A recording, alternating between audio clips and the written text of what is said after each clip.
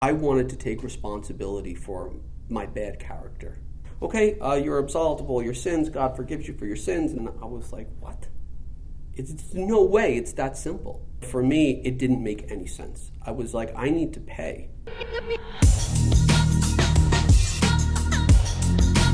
Welcome to the From the Minds podcast. This is episode 1.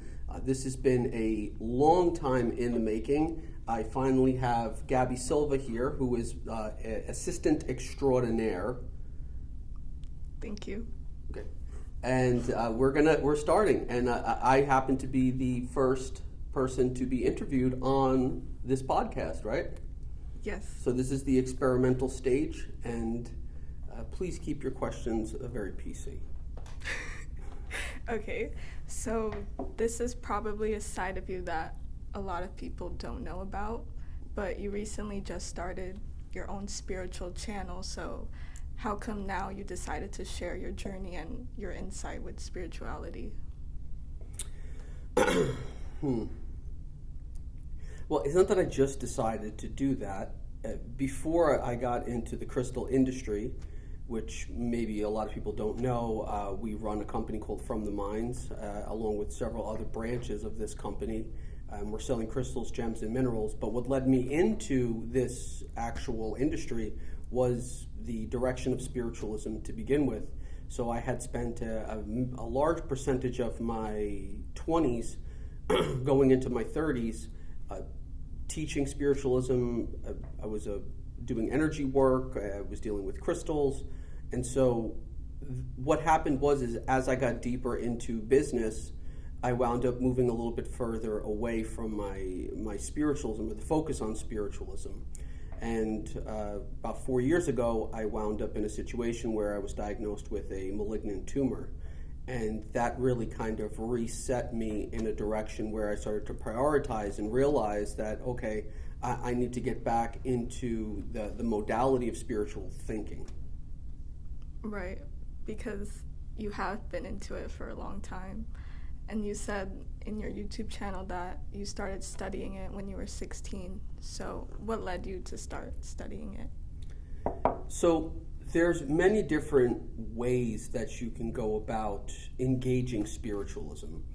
And from my perspective, what winds up happening is that every person somewhere along the lines in their life is going to be introduced to either a religious ideology or a philosophical, theological, spiritual ideology that's going to enter into the framework organically.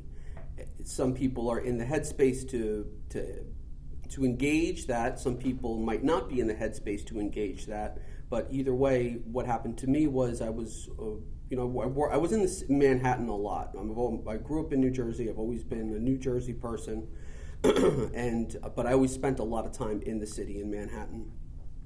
And one day I was walking down the streets in Manhattan, and someone came up to me on the street and literally handed me a book. And it was a book written by Swami Prabhupada, who basically founded the Hare Krishna movement.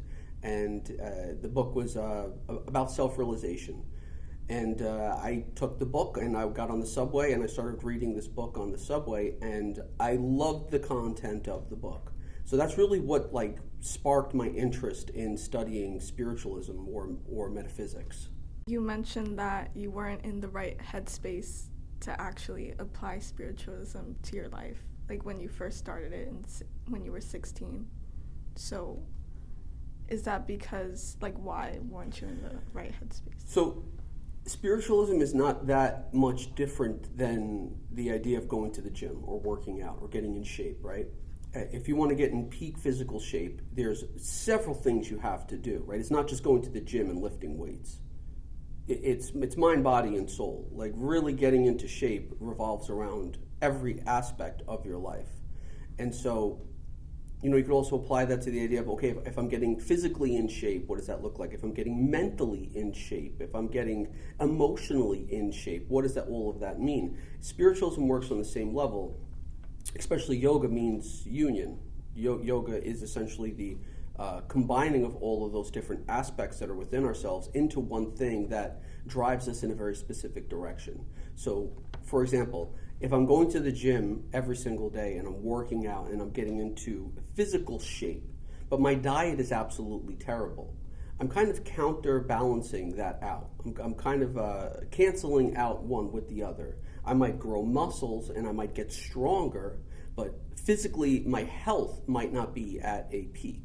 And so the same thing applies to spiritualism. Just because you start to practice, show up to church, you start to meditate, you start to pray, you start to do all of these things, but spiritualism is much, much deeper than that. It goes so, so deep. And so for me, I was ready for surface level stuff. I was ready to engage things that were convenient for me at the time. I wasn't ready to go deep down that hole. So is it because of a maturity thing that you weren't ready yet, or were you too young? Is 16 too young? My mind frame was not yet in a place to engage spiritualism. My mind frame was in that place of a teenage boy, especially growing up in the 90s, where things were a little bit different than they are now, a lot bit different than they are now. And I would say that my focus at that time was more about being a teenager and enjoying teenage life. So I wasn't in a headspace to start to remove things that I hadn't cultivated yet. I wasn't addicted to, really addicted to things yet. I wasn't saturated in lustful desires. I wasn't saturated in much of anything yet. I was still figuring out who I was at the time. So I hadn't reached a point where there was really this obstacle to kind of overcome. And that's necessary in the spiritual process. You need to overcome the desire for this world and the things of this world. So I hadn't really cultivated that yet. I was still a kid. So I wasn't in the headspace organically, if that makes sense. Do you think teenagers in general, they lack the understanding of what it means to be spiritual? Or are you just speaking for yourself? Well, I'm speaking for myself, but at the same time, I think that life experience is something that is extremely important. The younger you are, the more you think you know. That's kind of the standard baseline, right? When you're 16, you think you know everything. No one can tell you anything. You know everything. You got to figure it out. And again, I'm talking about the average person. The older you get, the more you start to realize that you really don't know anything. And from that place, you can start to learn things, right? It's hard to learn something new if you're already convinced that you know everything. So I think that, the younger you are, the more you think you know. So what advice would you give to a young person that wants to begin their spiritual journey? That's a good question. The thing is that if a person has the desire to begin that journey that you're talking about, which is not necessarily a journey as much as it is a lifestyle, but if someone is young and is looking to engage that lifestyle, it really depends on so many different things. Upbringing is huge. I was raised in a home where I didn't have upbringing per se. I was my home was a very abusive one, for lack of a better term. So I had to raise myself, essentially. I didn't have someone to guide me or direct me in the direction of standards, morals, ethics. I had to figure all of that stuff out for myself. And typically, as a young person, what you're going to be introduced to, organically speaking, is the difficulties of life or the hardships of life.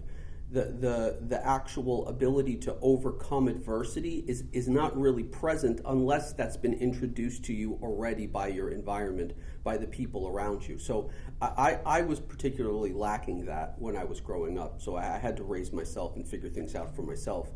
What I see now is different than when I was growing up. So it's hard for me to associate one with the other, because now the real issue that we have in the world is that not only is there a lack of direction, there's also a lot of coddling.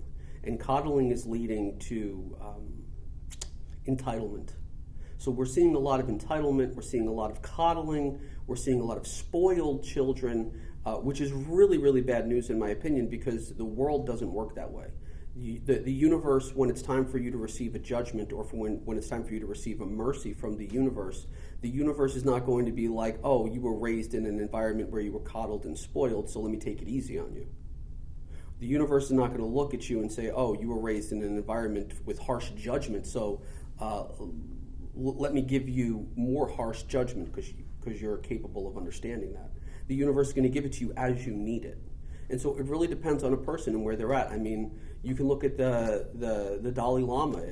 Apparently the Dalai Lama is reincarnated over and over and over again, same consciousness in a different body. So you have a Dalai Lama who's 10 years old, who was more spiritually advanced than, let's just say, someone who's been studying spiritualism for 30, 40 years. I mean, again, it boils down to a lot of different factors. It's a very good question, but again, it is a speculative one. So did you grow up in a religious household? Well, I didn't grow up in a religious household, but I grew up in a religious environment. So I was introduced to church. I was baptized. I had my communion. I had my confirmation. All of those things. So I grew up in a church. I was an altar boy. I went to a Roman Catholic school. My family is primarily Catholic, and so I was introduced to Catholicism. And not only was I introduced to it, I actually was there. My family went to the church and all those other things. But at home, they didn't practice any of that. So for me, it was just a visit to church on a Sunday. So did you actually feel connected to the church since your family wasn't applying what the teachings were? Did you? No, I don't think I ever felt connected to the church, no. Even so, you were just forced to be an altar boy? I wasn't necessarily forced to be an altar boy, but it's like when you go to public high school and everyone's going to play football.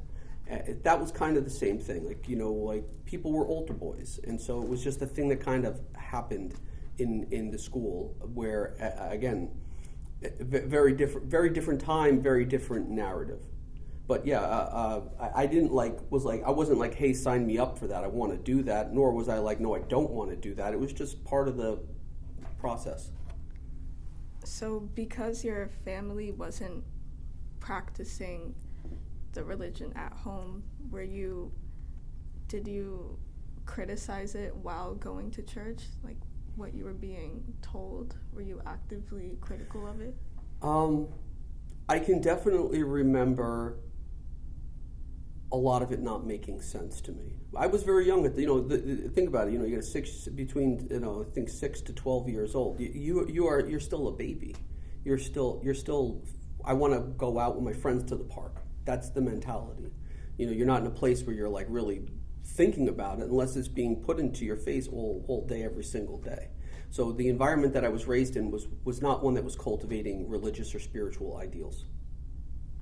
So when you started reading about spiritualism when you were 16, do you remember what was the first thing that really resonated with you? Yeah, vegetarianism was one of the first things. So the actual book that I had picked up was the study around bhakti yoga.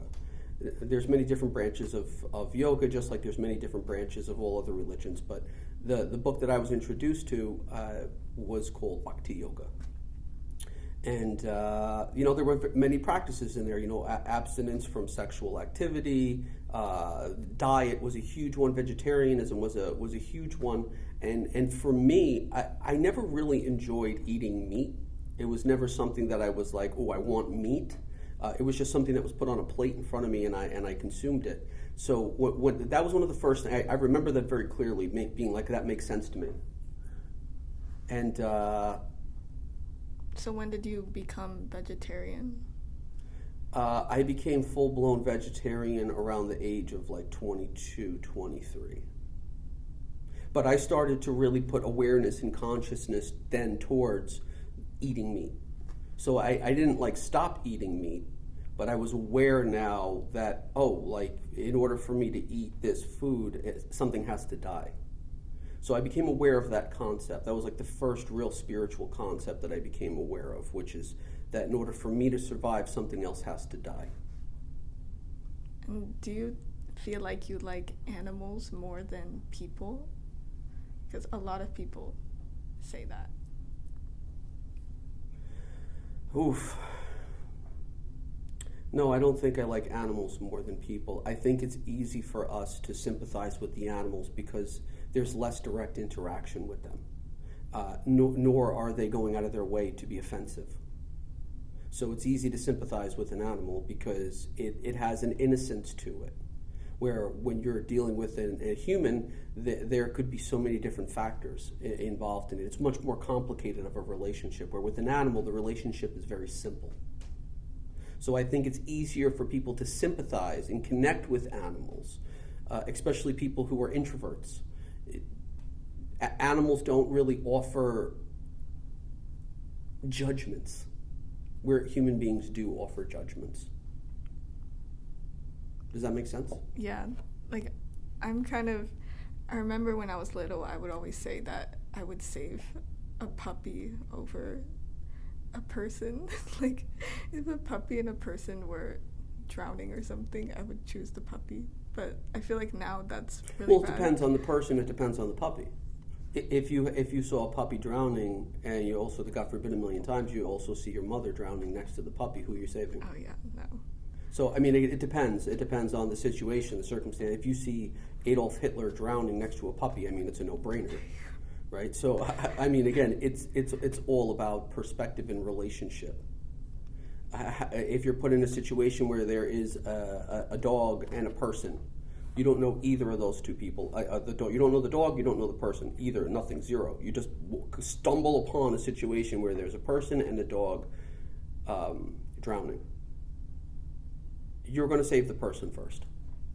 But what if hypothetically speaking, that person is an evil person, and you just saved an evil person over the animal? I mean, you don't know that, but you have to go in the direction of elevation to life form. That's my perspective.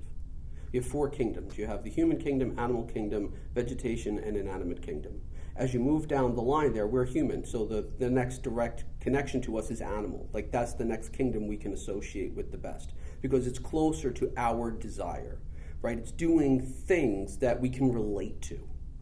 As you get down to the plant life, it's doing a lot less things that we can relate to. And as you get down to the inanimate kingdom, the rocks and the dirt and things like that, there's not much to... Again, let's put a rock and a plant on the table.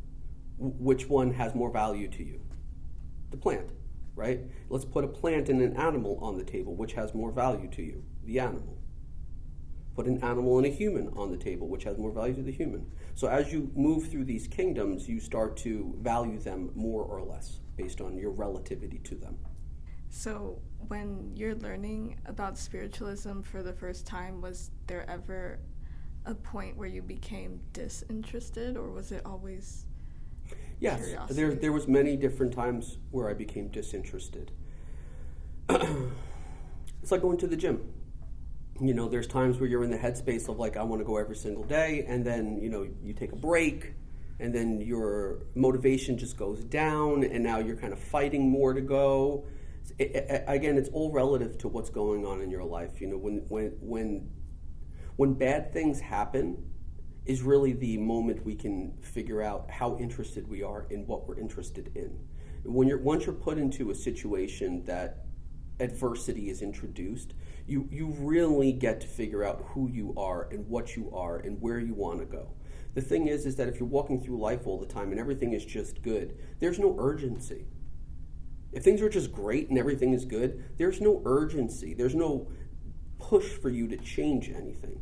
Things are good. Why am I going to change? If it's not broken, don't fix it. When adversity is introduced into the picture, that's when we really start to figure out who we are and what we want in our life. So yeah, I would say that when things were going really good for me in life and everything was smooth, my interest in spiritualism went down.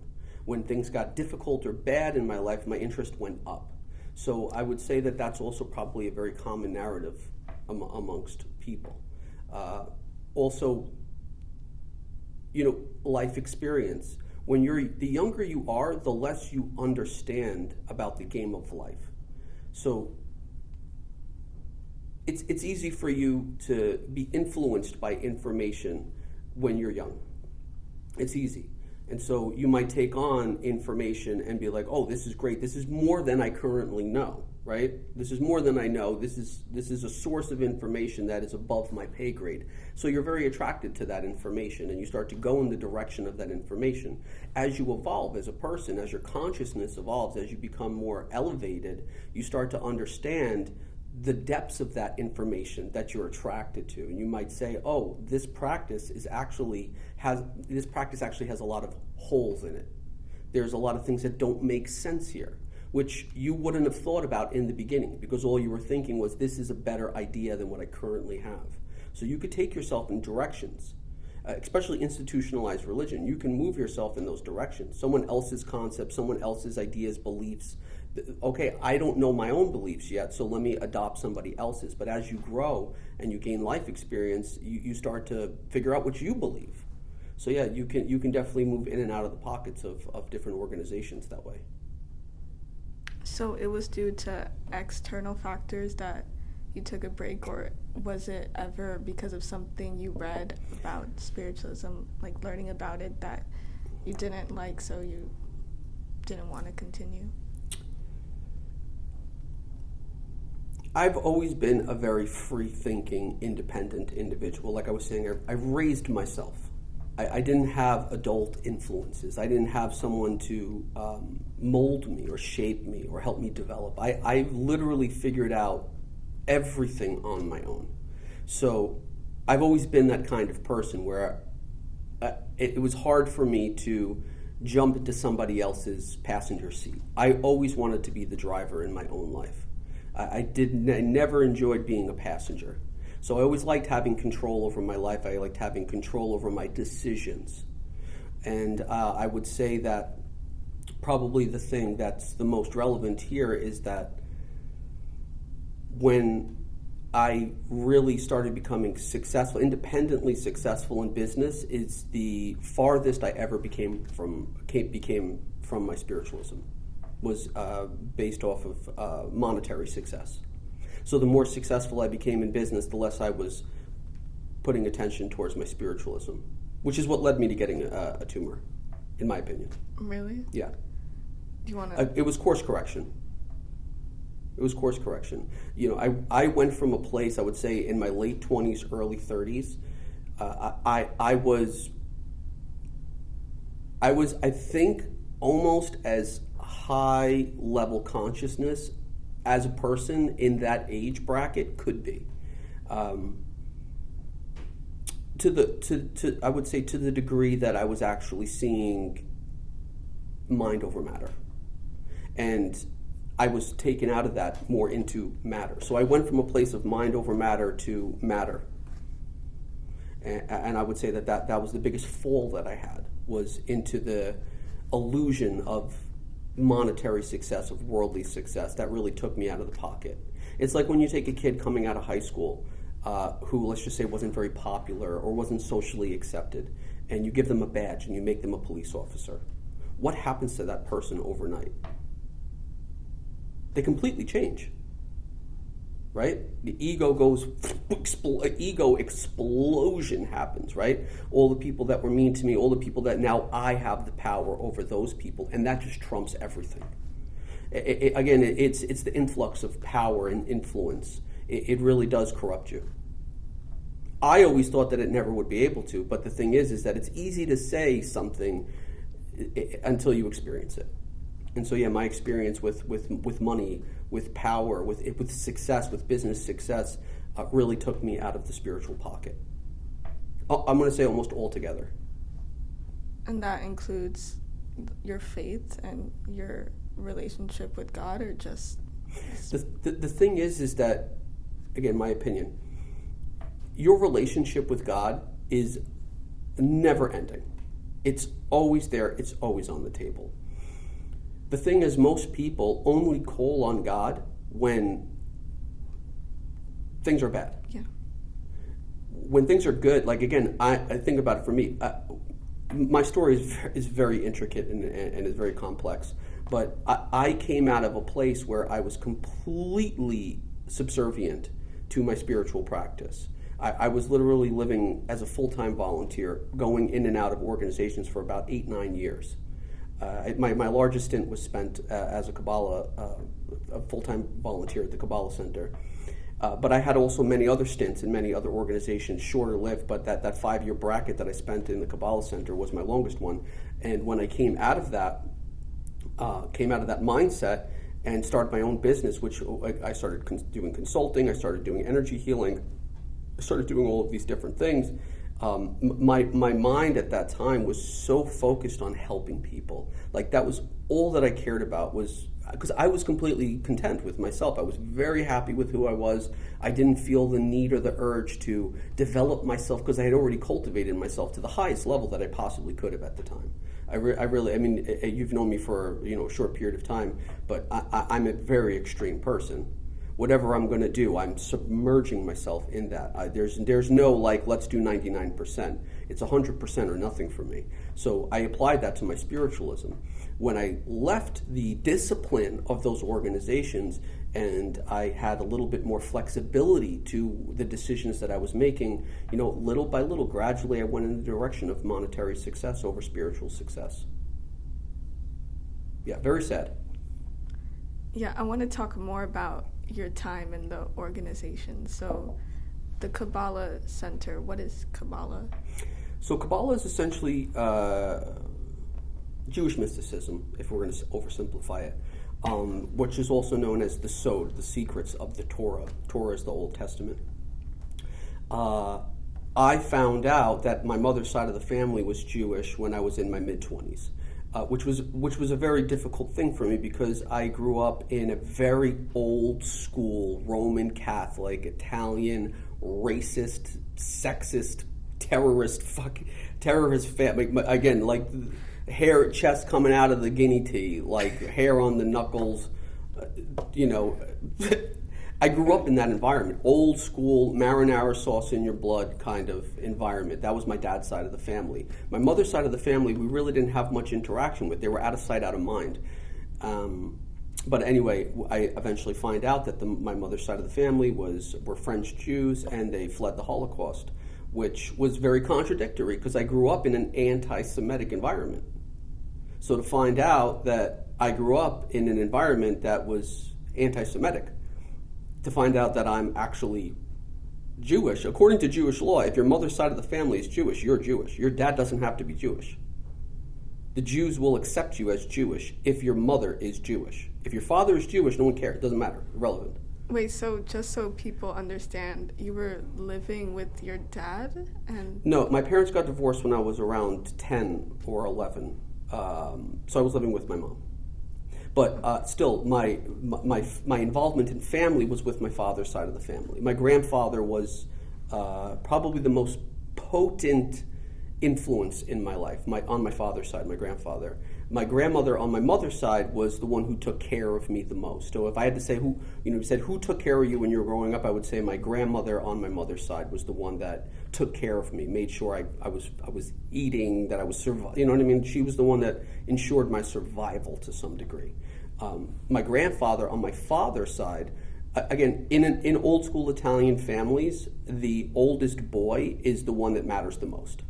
That's just the way that it is. I didn't write that rule. But in old school Italian, and it's also in many other cultures too, but in Italian culture, the oldest boy, so I was the oldest grandson. So I was I was my grandfather's first grandson. So I was everything.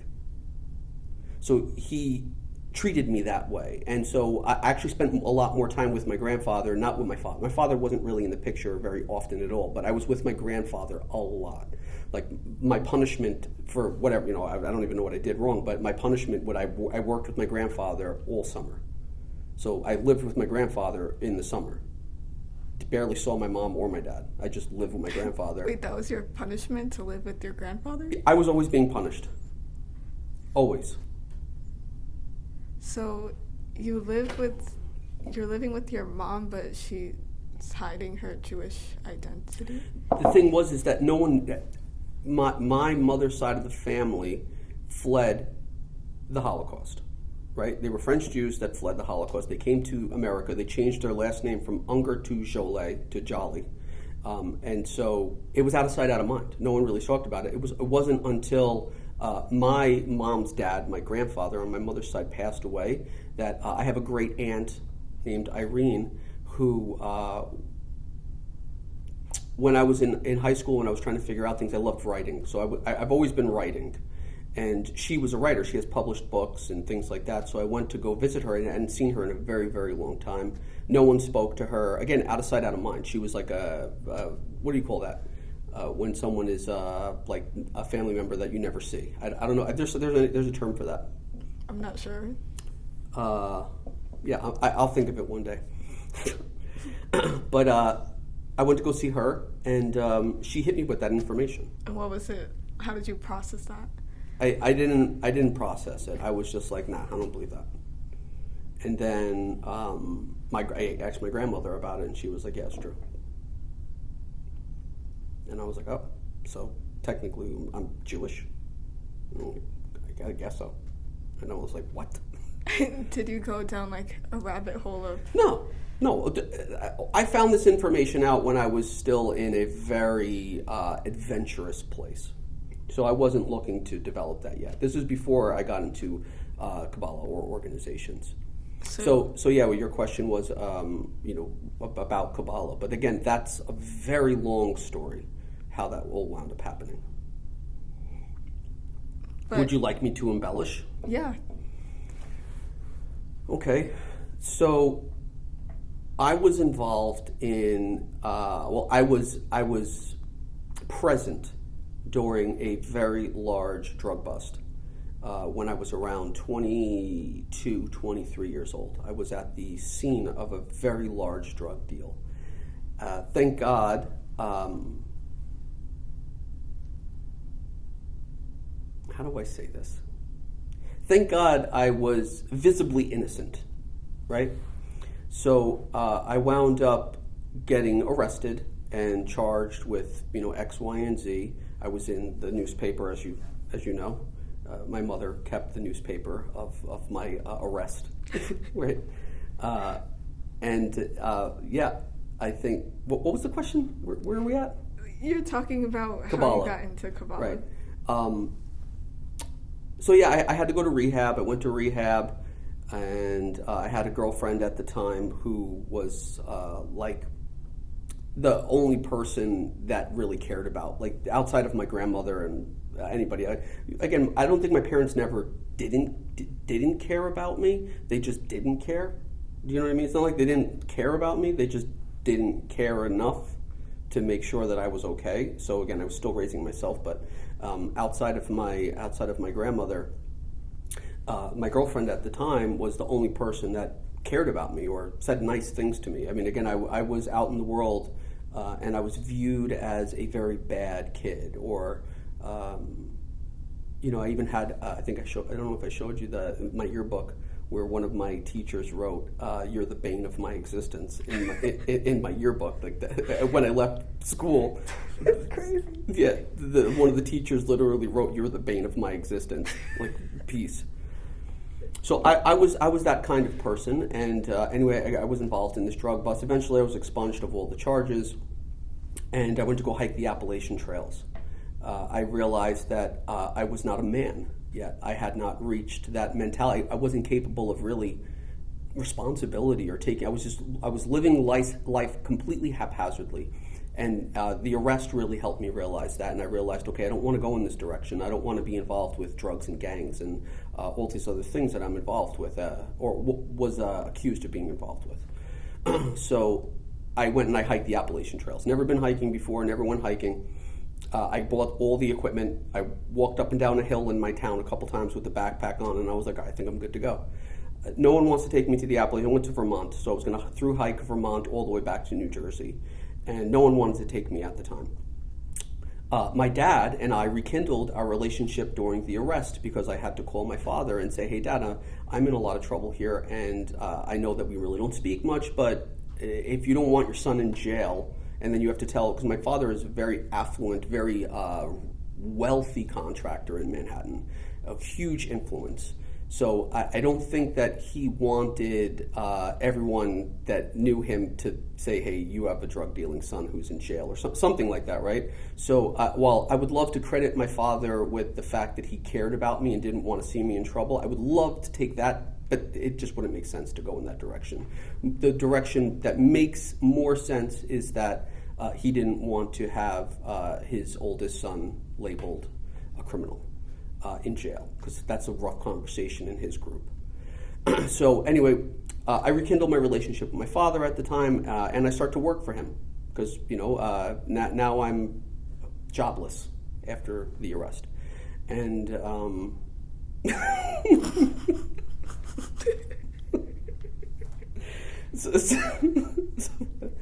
the police fired me from my job.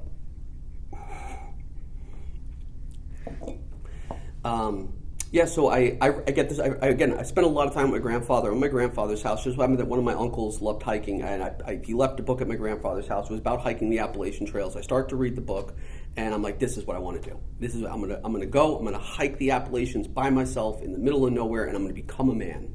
This was my thinking, right? I also, maybe I'll find God along the way. This was also part of my thinking. No one wanted to take me. Actually, my girlfriend at the time, who did everything for me, like literally everything for me, she was like, if you go, when you get back, I'm going to be gone. Because she thought I was going to die. Which was actually at the time I was like, I'm going to die. Go hike the Appalachians by yourself for a month and see if when you come back, if you're like, oh, I see how I should have died several times. Anyway, no one wanted to take me. I call up my dad. I'm like, Dad, I need you to drop me off in Vermont to go hike the Appalachian Trails. Okay, let's go, right? And so my dad drives me to Vermont, drops me off in the middle of nowhere, waves at me, and just goes.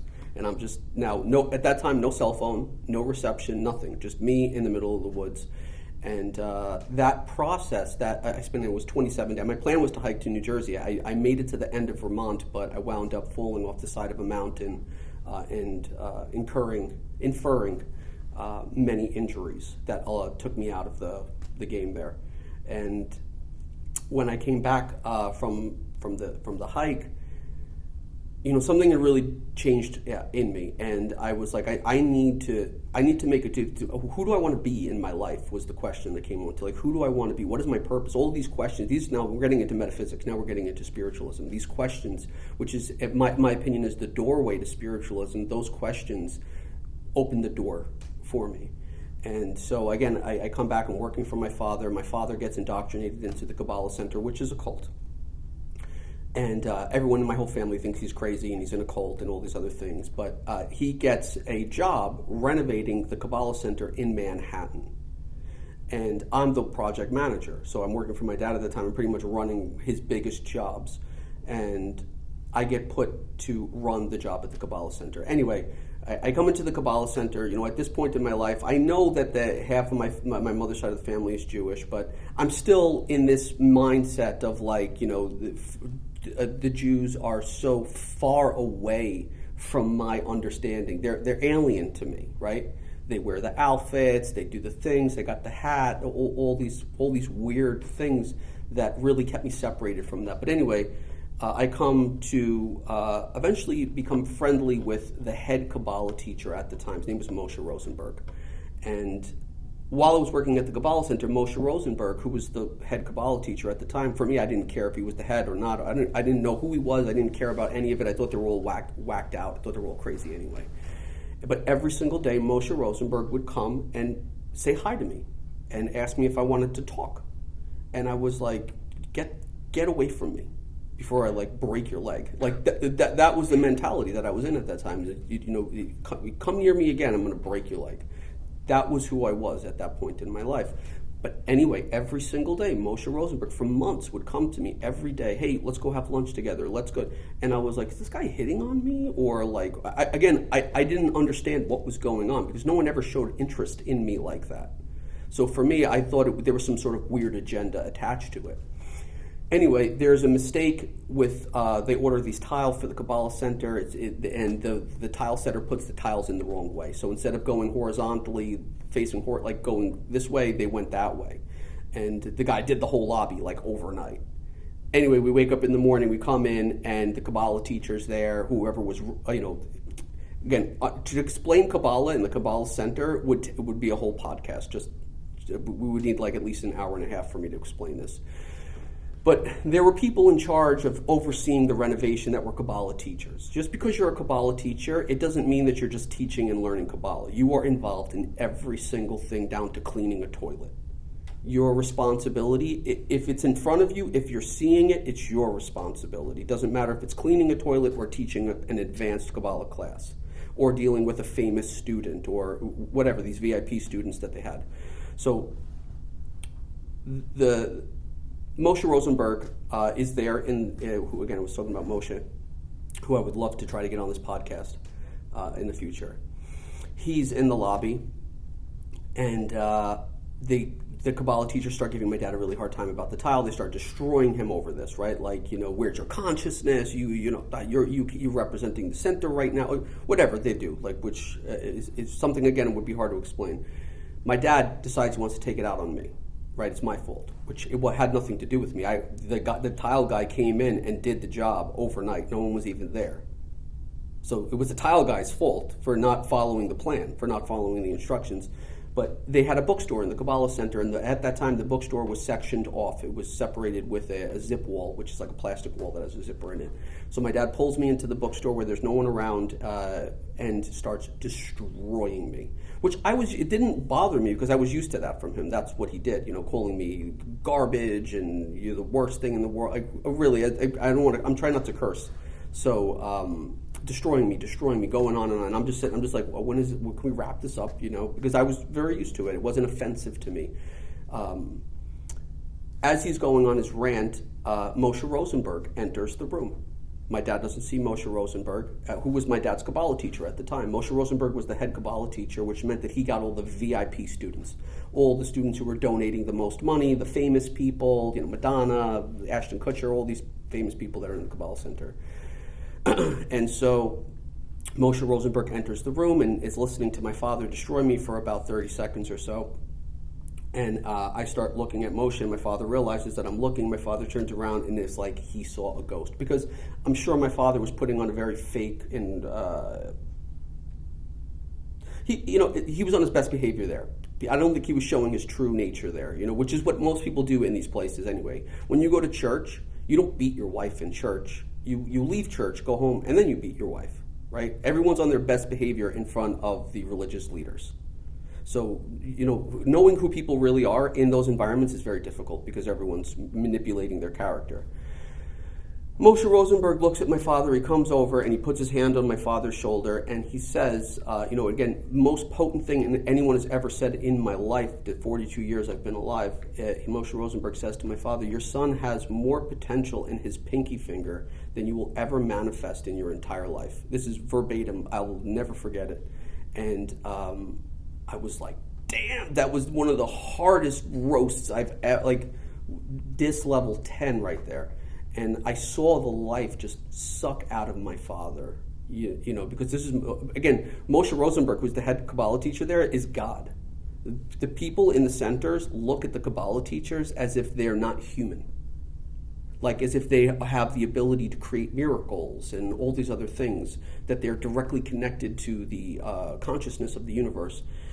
So Moshe Rosenberg says that about me. Your son has more potential in his pinky finger than you will ever manifest in your entire life, right? And for me, that was like one of the most refreshing and best things that I ever heard in my life.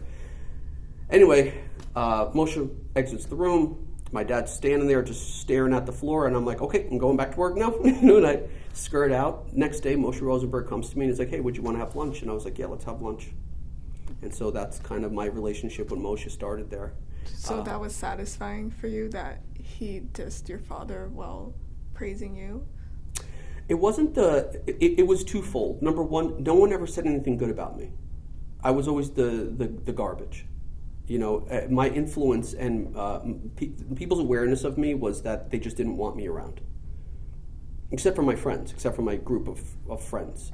But everyone else, from everyone else's standpoint, I was just bad news.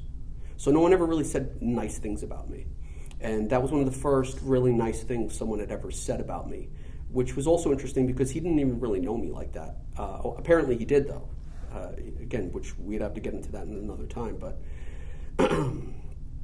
And also, I had never seen my father humbled before. So Moshe Rosenberg did those two things with a very short but very powerful statement. And that's also when I realized that less is more. You know, you can, if someone needs advice and you sit there and you talk to them about advice for an hour, they don't hear a word you say. But if someone's in the place where they're ready for advice, where they're ready to hear something, you only need one sentence. And I realized that from him in that moment, and that was something that I one of the first things I learned, metaphysically speaking. So after that, you formed a friendship with him? Yes. I didn't look at him like a teacher or anything like that. I didn't understand how he was his stature in that. And, again, Kabbalah Center is a huge organization, millions and millions of people, multi-billion-dollar organization. To the degree, I think, where it's actually more relevant than Scientology. But yeah, my friendship developed with Moshe, and I think for him, he knew that I wasn't in a headspace yet to really go in the direction of the potential that he probably saw in me at the time. So I think for him, he was just there to coax me into becoming a little bit more open and receptive to spiritual concepts and practices for when that time did come for me. So yeah, I became friends with Moshe. Moshe Rosenberg eventually got moved out of the New York Center. They moved him to California, to the LA Center, and I left the center altogether at that time. Eventually, I came back to the center years later. You left because he left? Yes. Really? Yeah, my relationship wasn't with the center, it was with him. Right. So do you regret joining the Kabbalah Center at all? Mm-mm. Best thing I ever did. So after Moshe left, at that time, my lifestyle outside of working for my dad, because working for my dad is what helped me pay my bills and gave me money in my pocket. At that time, I was very into going out and partying and going to clubs, things like that. So I needed money to do that. But my passion was I was a touring guitarist, so I was a lead guitarist in a deathcore band, and that's what I did. So and my father allowed me that flexibility. If I had to go on like a 3-day, 4-day tour or something like that, he would just that was my agreement with him. Although he was completely unreasonable, that was something that, the value that I brought to my father's company was worth so much more than I was paid. So I think for him, he was getting me for peanuts, and I was bringing, a very, very large amount of value there. So he let me go, and I was touring. So my focus at the time was on music and touring. I went to the Institute of Audio Research in Manhattan. I have a degree from there in audio engineering, and I was working my way towards becoming. I wanted to own my own record label. Was my mind frame at that, which I did eventually. Anyway, my last East Coast tour that I took with my band, on the way back, I wound up getting into a fight with my rhythm guitarist. I was the lead guitarist in my band. I had a rhythm guitarist, and our relationship was very, very complicated. We wound up getting in a fight while I'm driving on the highway. Another crazy story. Yeah. And after that, I was like, you know what? I'm done with this. But I wasn't really done with it because we had, at that time, it was happening for us. We were going in the direction of becoming a very big band in that scene. And that's what my whole thing was. I was managing that band. I was doing everything. I was doing all the legwork. The other members in the band were just showing up and playing. But I was the one that was doing everything. I've always had a very business mindset, even if it was, doing whatever I've done throughout my life. I've always been in a hustle mind state. So I was really good at that, and my effort was paying off at the time. But they wanted to go in a different direction with the music. I wanted to stay on course with the music because that's where we were having our success. But there were other bands in the scene at the time that were influencing the sound, but not in a more independent kind of way. I was going in the direction of let's go on tour with big bands, let's get signed to a big record label. That was my direction. Their direction is I want to stay in New Jersey and do like local VFW shows where people are beating the brakes off of each other. But my direction was different. So we wound up having that disagreement, and that's how the band ended. And that's when, also, again, very long story. I was in a partnership with someone who ran a record label. That person just disappeared from the face of the earth, I'm assuming from gambling problems, took all the money with them, we had a studio at the time, the studio disappeared, everything just gone. Overnight, that disappeared from my life. And so also around that time is when my girlfriend that we were talking about decided to leave me. So that was the first time I've ever experienced heartbreak. Not heartbreak because I loved her and she broke my heart, but because I didn't realize the value of that person and I treated her so poorly. Like terrible. Like one of the greatest regrets in my life was how I treated that person. Well, I can't wait to hear about all this more in the future, but you mentioned your band and you said you were having a lot of success, so I'm assuming you were pushing away your spirituality because of the success. The thing is, I hadn't fallen into that pocket yet. It was something that I was dipping my toes into. It wasn't like I was in a spiritual pocket yet. And also at the same time, understanding what that really means, because I think the common understanding around spiritualism is one that is grasping straws. I don't think people have that clearly defined in their mind. I don't think people have set the bar for what that actually means. So again, that's something I'll get into in the future, but setting the bar for your spiritualism and becoming a spiritual person, it's not a place that you visit. So just right off the bat, what's a non-negotiable trait or expectation that a person needs to have in order to be classified as spiritual? Because I feel like it's such an individual journey for everyone. Yes, it's not a journey, it's a lifestyle. It's an individual lifestyle, for sure. But again, let's go back to this idea about working out or going to the gym. If you go to the gym twice a week, and I go to the gym 5 times a week, who's going to get in better shape? If you go to the gym twice a week for an hour, and I go to the gym 5 times a week for an hour, right? So you have 2 hours in, I have 5 hours in a week. Let's do that for a month. Who's going to get in better shape? Probably you. Right. So spiritualism is the same thing. The amount of time, effort, and energy that you put towards it is what you're going to get out of it. So the more effort you put into it, the better you become at it. So what is the requirement for spiritualism? 100% effort. A person who's willing to give 100% effort to whatever they choose to do. That is my baseline fundamental understanding of spiritualism, which has nothing to do with a belief system. So would you say that's your favorite quality in a person, is one that puts 100% in everything they do? Is that the best quality a person can have?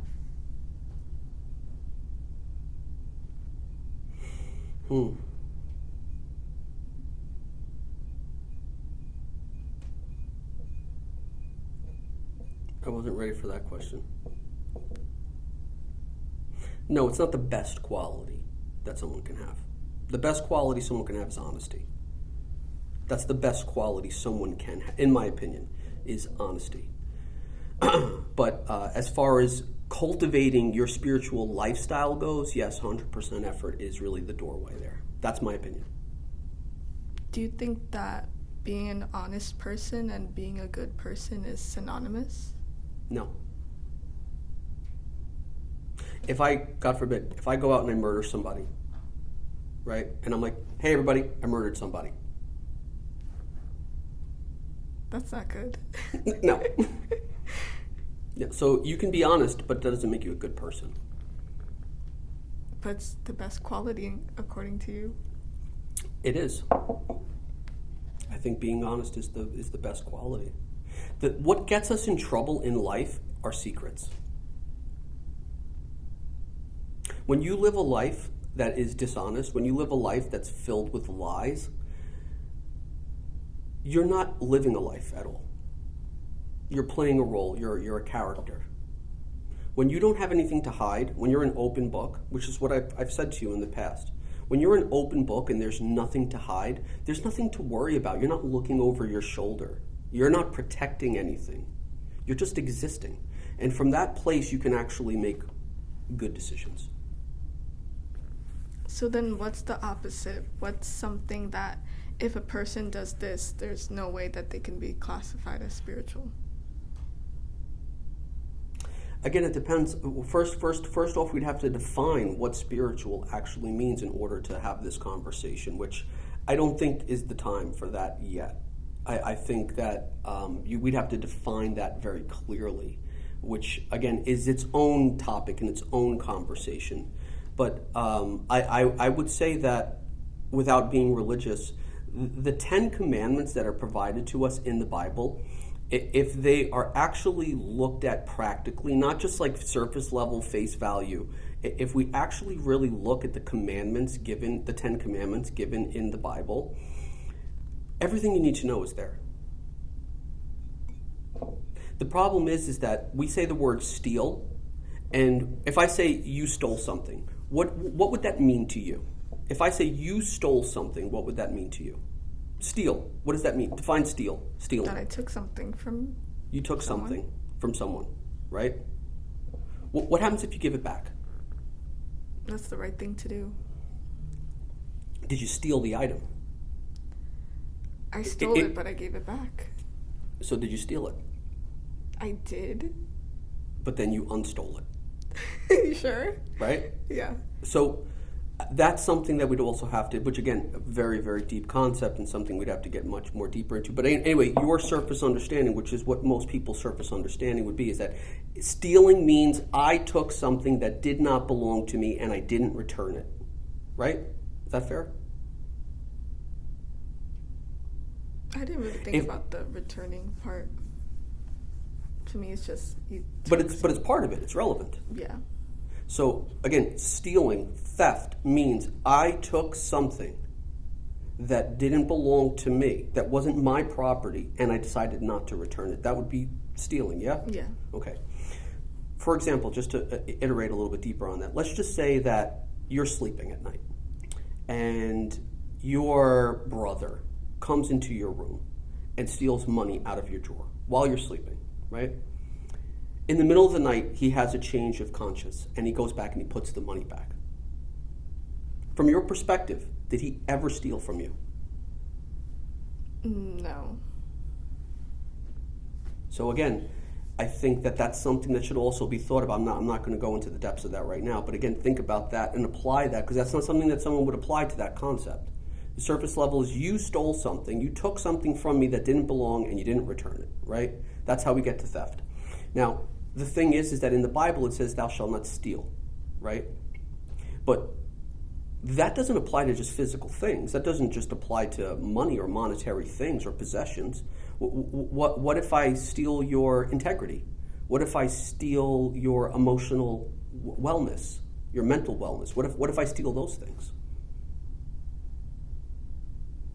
So again, we have to look at these things in a much deeper way than they're presented to us. If you go to the church and you ask the church the basic fundamental, or if you go to someone who's a rabbi and you say, what does thou shalt not steal mean? They're going to give you the baseline definition. But really, thou shalt not steal means that you don't take away from anything good that exists in a person's life. If you feel good about yourself and I make you feel bad about yourself, I stole that goodness from you. So it's all there, biblically speaking. It just depends on how deep you want to look at it. But the 10 Commandments are solid, in my opinion. So is it possible to be both religious and spiritual? Mm-hmm. So they're not mutually exclusive terms? Religious, for me, is belief system. Religious, for me, is belief system. If you think about what separates one religion from another, what's the difference? What's the difference between Catholicism and Judaism? What's the difference? What's the difference between a religious person and a spiritual person? What's the difference between a Christian and a Jew? The belief. I believe this, you believe that. So, there we go. That's the difference. Religion pushes a narrative, especially institutionalized religion, pushes this narrative of belief, of absolute belief, where spiritualism is a lifestyle. Right. Because from my understanding, it was like religion is quote unquote, there's rules that you have to follow. But with spiritualism, it's more free. That was just my understanding, because I don't know much about spiritualism. Is a much more difficult journey. Yeah. Again, we're associating spiritualism with the idea of a lifestyle, right? Because it's the way you're going to live your life. Spiritual practice is something you live. But the journey, which you've said journey several times already now, right? The journey of getting there, the path that leads you in that direction is much more different and much more difficult, spiritually speaking. Religious is easy. You show up to the church, I believe in Jesus, you're good to go. Hey, priest, I did this horrible thing. Don't worry about it. You're good. Say this prayer. Spiritualism is all about responsibility, complete responsibility, taking responsibility for every single thing that shows up on your plate. That's fundamental spiritualism. Is geared around. That's why it's not popular. That's why there's a bazillion religious people and a very, very small handful of spiritual people. Really? Because I feel like I've heard a lot of people say they're spiritual, especially in celebrities, but I don't know if they really understand. But let's ask them to define that. Yeah, I feel like they don't really know. It's a trendy thing to say. Just because somebody says they're something, what does that mean?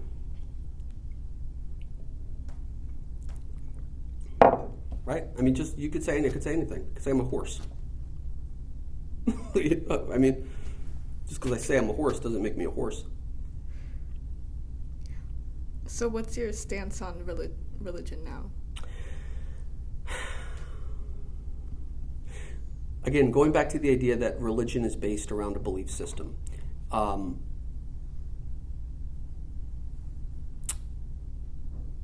The institutionalized religions that we currently have, the major world religions, are all coming from a place where you have to source that information, right? When you go to the church, you don't get to cooperate with the church in creating a standard of beliefs. The beliefs are already there. You need to accept the beliefs that are already here. If you don't accept the beliefs in their entirety, and then not only that, don't question those beliefs either, because that's a lack of faith. That's doubt.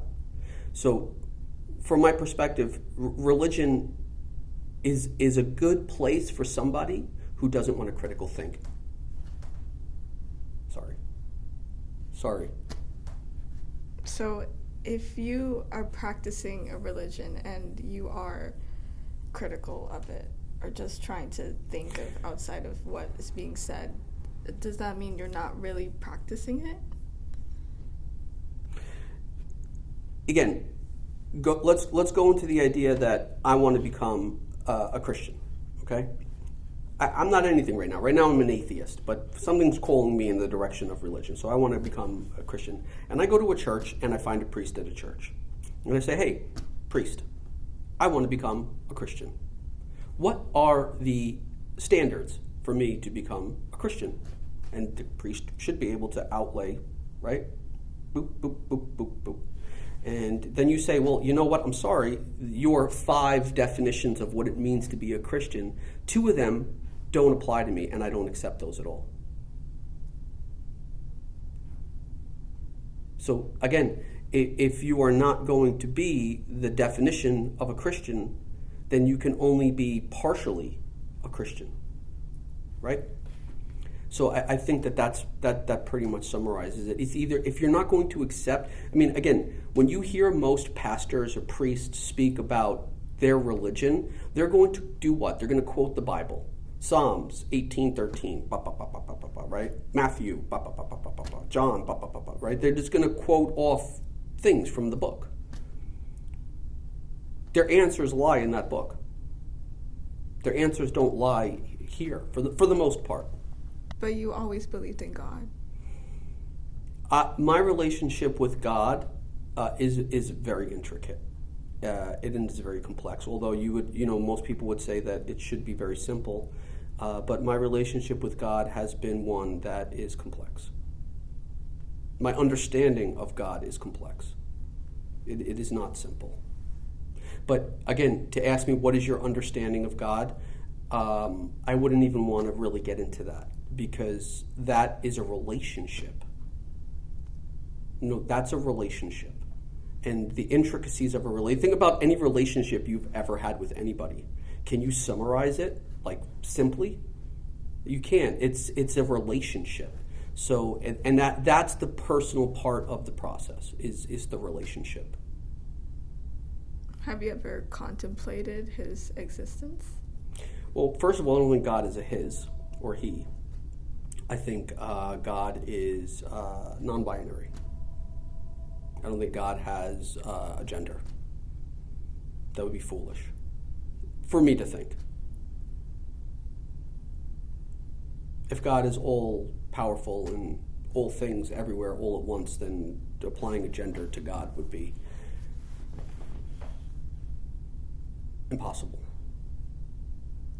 Because, again, the standard is God exists inside of you, right? I mean, God is there in your heart, existing inside of you. So if God is in your heart, in the heart of a man, then God is masculine at that time, in that form, right? Because everything is an expression of God.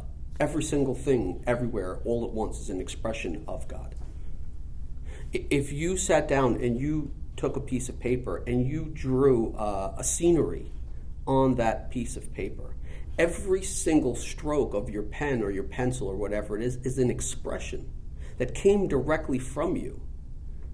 When you look at a picture, when you look at a painting, let's just say, do we put our focus on each little stroke? Like if someone makes grass, each stroke of grass in that picture is a direct expression. The picture can't exist without that expression. So, I mean, again, my understanding of God is very complex. Okay. So, I feel like we talked about spiritualism being such an individual lifestyle for everyone, but do you think that there is an incorrect way to be spiritual? Yes. Despite being individual to each person? So let me try to explain it in this way. So after I returned to the Kabbalah Center, so anyway, like I said, I went through that very, very dark period in my life. The band broke up. I lost my record label. My girlfriend at the time left, and my mom was going through some really, really dark times. My dad treated me so poorly. It was a really bad, dark time in my life, and to the point that I was suicidal. Relatively suicidal. I had thought about it several times. I mean, I never got close enough to the line, but the thought entered my head several times. How old were you again? I would say I was around 27. My timeline is terrible, so we shouldn't be sticking to my life is just one big blur, quite honestly. But I would say it was probably around like my 26, 27. I have no idea, honestly. I really don't. I did not keep track of things that way. But during that time, around 26, I would say, 27, that happened to me, and I was looking for answers. I wasn't religious at that point. I wasn't spiritual at that point. Again, I was coming off of a very large stint of sex, drugs, rock and roll. Like, that was my life at that point. I was interested in metaphysics. I was interested in spiritualism. I was interested in art. I've always been attracted to art, whatever form of art, period. And I would say that I've developed enough sense of that to be to be decent at just about every form of art I've ever got my hands on, which I think is, a God-given talent. But during that dark period of my life, I went back to the church. I went to my church that I grew up in, and I sat down with my priest, and I said to my priest, "Hey, listen, I want to confess all of my sins." Because I felt terrible. Like, that period of time was reflective. I literally saw everything that I had done, and I wanted to take responsibility for myself. I didn't know how. I didn't know what to do, but I knew that I wanted to take responsibility for my bad character up to that point. And so I was looking for someone to tell me how to do that. So I went back to my church and I sat down with the priest who had been there for, decades. And I told him all of my sins, and he sat there and and I'm telling him like the stuff, like where like you would be like, yo, you need to go to an island and let's get you out of civilization, put you on an island.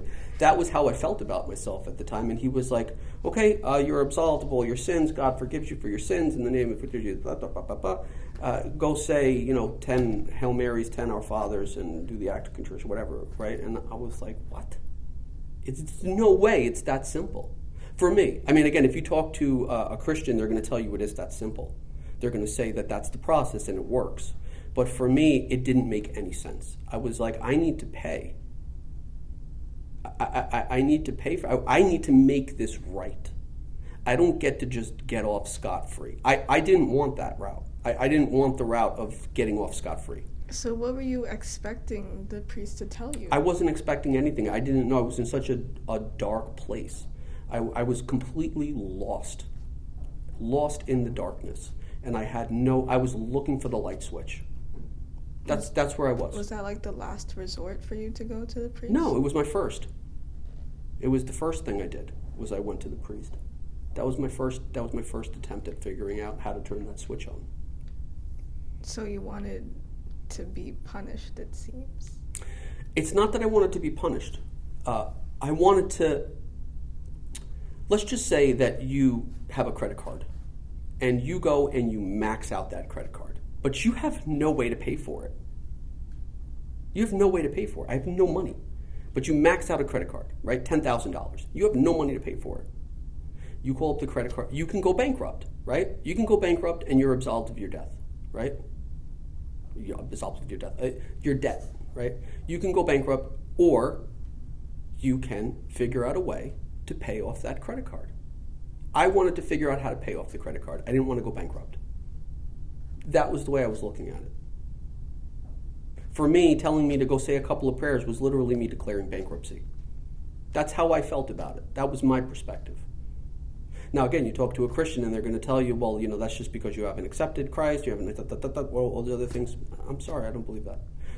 Especially, again, it doesn't make any sense. Christ came, if we're looking at Christ from an exemplary perspective, Christ came and paid everyone's credit card debt. And you're going to say now, oh, Christ came and paid my credit card debt, so I don't have to pay the credit card debt because Christ already paid it for me. That's not taking responsibility. Isn't it? That's not taking responsibility. Mommy. Yeah, so you're saying that's like me, Mom, can you pay off my credit card debt? Okay, baby, honey bunny, sure. What do you learn? If you don't pay the credit card, if you don't pay the debt that you owe, what did you learn? If someone just comes along and pays your debt for you, what do you learn? You're going to tell me that you're not going to go and do that again? If mommy comes and pays your credit card bill for you, you're not going to go and get another credit card and rack up that debt again? It's going to happen. Well, clearly it seems like you didn't want that to happen again to you. No, I didn't. So then what did you do about it? Well, that's the difference. The difference is if you're in a place where you're saying, hey, can someone please pay my credit card debt off, then you're willing to do that again. But when you're in the place where you say, you know what, I need to make sure that I never rack up this credit card debt again. If you go out and you figure out how to pay that debt down and you pay that debt, the next time you get a credit card, you're going to be way more responsible with that credit card, or you should be at least. So that's what I wanted to learn. I didn't want to just sweep it under the rug and pretend that it never happened. I wanted to figure it out. Like, I really did.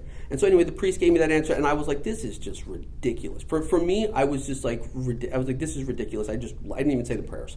I just left the church. And I called up a friend of mine who was at the Kabbalah Center at the time, because I didn't know. I was grasping at straws. I really didn't know what to do. And I remember Moshe Rosenberg was the only person in my life who ever really gave me anything that made sense to me. He's the only one spiritual person, religious person, that ever did or said anything that made any kind of sense to me personally. And so I went back in that direction looking for Moshe. But unfortunately, Moshe was now moved to another Kabbalah Center, and he was out of the picture. And the way that the Kabbalah Center works there is that you can't just be like, hey, can I get this teacher in this other state? You need to get a teacher that is relevant to you in the place where you are. And so I called up a friend of mine at the Kabbalah Center, and I asked her if I could meet with her and have a conversation with her, because I needed to figure this out. I mean, I was literally hiding in dark closets, crying. Like that, I was in that place in my life. I was in a bad spot, and I was like, I need to figure this out. The thing is that, you know, I've been through heartbreak and I've been through cancer. I've been through both, and I will tell you that heartbreak is infinitely worse than the cancer that I went through. There's no relief from heartbreak. You don't get a second off. If you're going through cancer, God forbid a million times, there are pockets where you can kind of forget about it. There's pockets where it's kind of out of sight, out of mind. There's pockets where you're not in pain or suffering. You know what I mean? With heartbreak, it's 24/7. You can't sleep. You can't eat. It's just torture. And so I was in that place, and I don't like pain. I don't like to be uncomfortable, and I don't like pain, and I will look for a way to resolve that as quick as possible. And so I went back to the Kabbalah Center. I called my friend. She's like, yeah, sure, I can talk to you, no problem. I show up for the meeting in Manhattan at the Kabbalah Center, and she's like, listen, I'm really sorry. I can't have this meeting with you. Again, explaining the Kabbalah Center would be a waste of time right now. But I can't have this meeting with you, but I have someone that will have this meeting with you. His name is Benjamin. And I'm like, well, I don't know Benjamin. I don't want to talk to Benjamin. I want to talk to you. Well, I can't talk to you. Okay, peace. And I left. And again, let's say, like, fast forward about a month. I'm still hiding in the closet. I'm still crying myself to sleep. I'm still contemplating suicide. And I call back up my friend Rachel, and I say, okay, let me talk to Benjamin. And so I go and I meet Benjamin at the Kabbalah Center, and I sit down with him and I start to talk to him. I tell him my whole diarrhea of the mouth story, and he just sat there and he's listening and he's listening and he's listening. And then after like about 20 minutes or so of listening to me just diarrhea out of the mouth, I'm just sitting there. He's like, oh, are you done? And I was like, I guess so, And he gave me the second greatest piece of advice I had ever gotten in my life, which was stop being a little baby. Man up. That's what I needed to hear. Is he the first person that's ever told you that? With substance behind it, yeah. My father used to say that to me all the time. Don't be a little baby. But this was the first time it had actual substance and care behind it. Man up. This is the time for you to become a man. Why is this happening to you right now? Because it's time for you to grow up and become a man. That's what I needed to hear. And after that, Benjamin was my boy. That was it. I stayed with Benjamin every week. Benjamin, no strings attached. At the time, I didn't have much, but every week, like clockwork, he was there for me. Our conversation, talked me out of the closet. Every week for months. Eventually, we got to a place where I started to become very popular in the community there. I was taking the classes, I was going to his classes, I was becoming integrated into the Kabbalah Center at that point.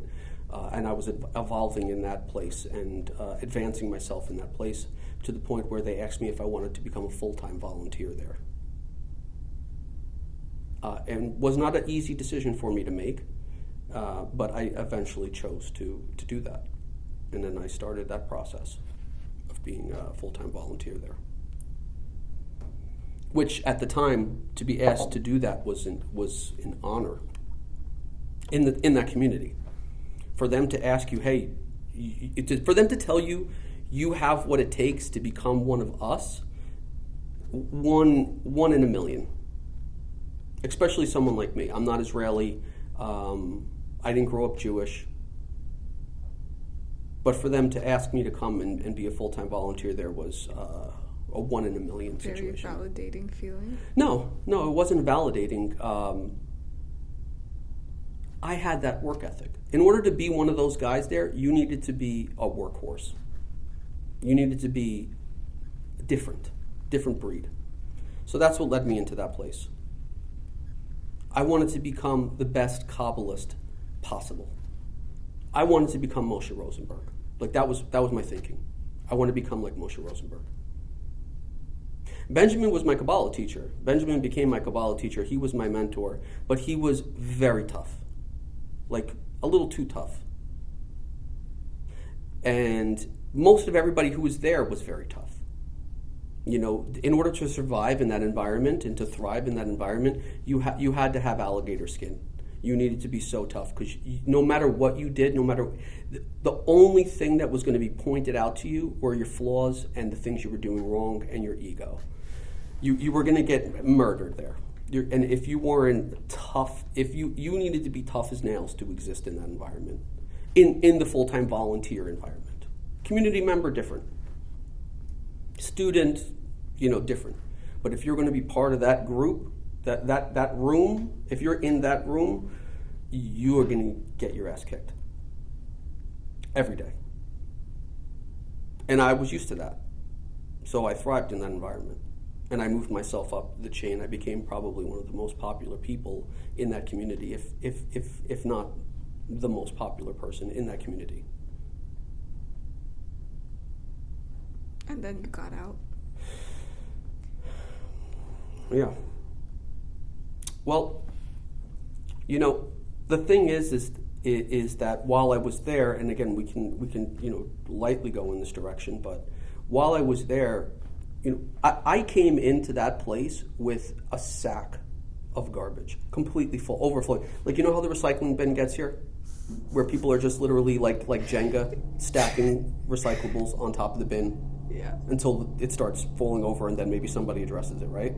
Like I went into the Kabbalah Center like that, with that much garbage. My vessel was overflowing with garbage, and when I got there, that's all that there was. I mean, I was there all day, every single day. The only other activity that existed in my life outside of the Kabbalah Center was going to the gym for an hour a day and sleeping.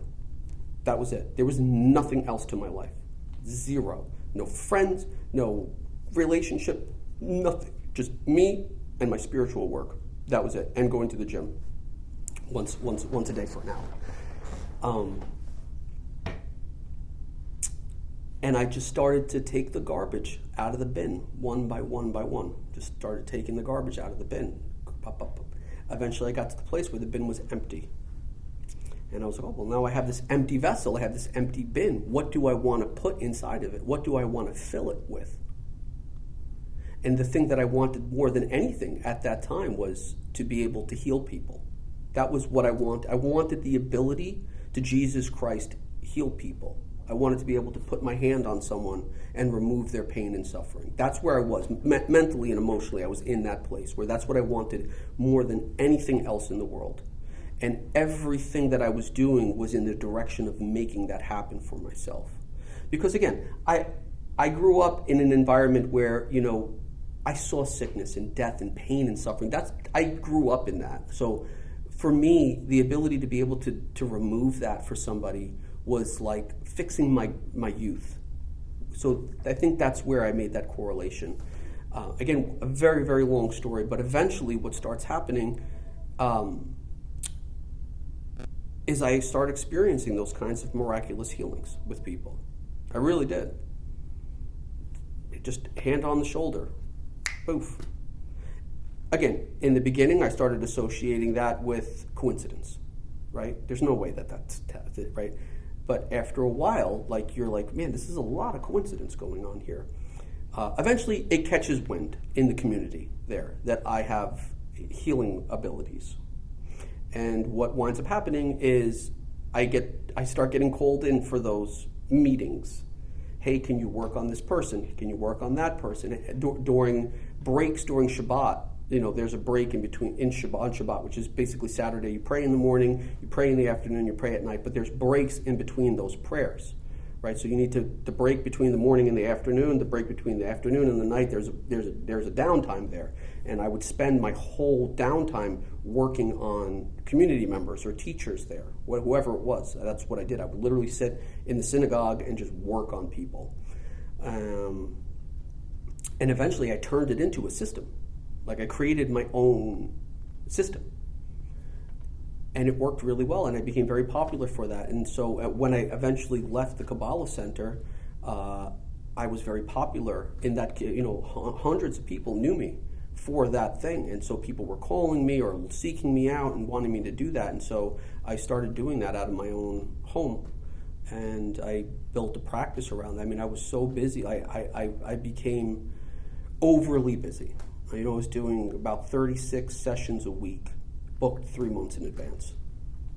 And you said this is all volunteer work, so you're not... No. After I left the Kabbalah Center, while I was at the Kabbalah Center, I never got paid for any of that. After I left the Kabbalah Center and I was out on my own, I started charging for it. And then I took all the money, I saved all the money. I literally, rough times. But I saved every penny that I had, and eventually I started this business, what it is now. So you said that you don't regret joining the Kabbalah Center. So do you have any regrets in life, or have you kind of accepted that things are going to come the way they do? So here's the thing, and I tell this to people all the time. You don't want in 5 years to be looking back and saying, I wish I would have done this and that, right? Everyone wants to look backwards and say, I wish I could go back in time and change this. I wish I could go back in. For me, I don't want to go back in time at all. If I was given the option right now to go back in time, no thank you. I've already done all the legwork. I've already brutalized myself for the last 30 years of my life. Why would I want to go back and redo that? I've already done all the hard work. The person who wants to go back are people who didn't work towards their potential. I've already done that. Why would I go back? What's behind me is hard work. The people who want to go back are the people who never did the hard work. Well, it's not just about wishing that you would have done things differently. Kind of like going back or like regretting about any misfortune that happened to you. I paid for all of it already. I already paid the debt. If I go back, I'm going back into debt. There's no reason for me to go back on any level. I've already paid all the debts. I've already broken my back. I've already done all the things that should be done. Quite honestly, I've lived 10 lives already. Really. I'm very satisfied. I'm very satisfied with everything. Of course, I've made mistakes, but the good thing about me is that I learned from my mistakes. I don't repeat mistakes. Mistake happens, I don't want, that's the opposite of what I want in my life. So for me, I learn from my mistakes. So it's not like I have to go back and be like, man, I made the same mistake over and over and over again. Now, I mean, you can go back into my teenage years, my early 20s, where my life was completely haphazard. I was a feral child out in the world raising myself. But I wouldn't go back and change that either, because that gave me so much inner strength and determination and confidence, self-reliance. Well, why would I want it? That's what built that in my character. Was that time where, as a child, I raised myself. Would it have been nice to have parents? Sure. I don't know I don't even know though. But what if I would have grown up in an environment where I had good parents, where I would have had parents that took care of me and loved me and taught me things and protected me? Would I be the animal that I am today? I don't think so. Maybe I would have been soft. Maybe I wouldn't have been able to handle the difficulties that life has thrown at me. I really don't know. So I'm very content with where I'm at right now.